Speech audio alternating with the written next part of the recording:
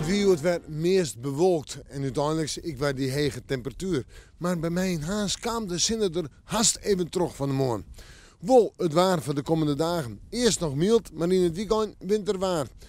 Joen en vannacht bewolking. Staat er gewoon weer eens even ruim of lichte ruim. En de temperaturen die binnen heeg zijn 6 of zo'n graden. En dat binnen echt hege temperaturen voor dit tijdstip.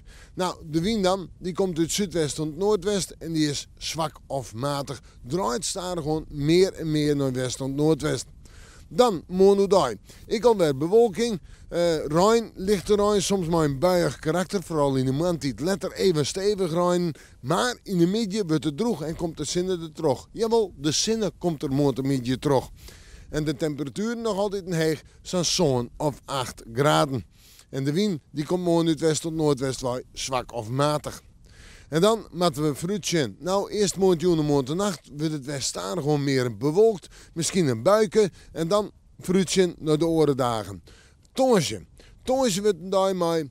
Bewolking, misschien wat lichte ruim, maar in de nacht kleurt het op en hebben we de min 1 graad, wil zo het plus zon is.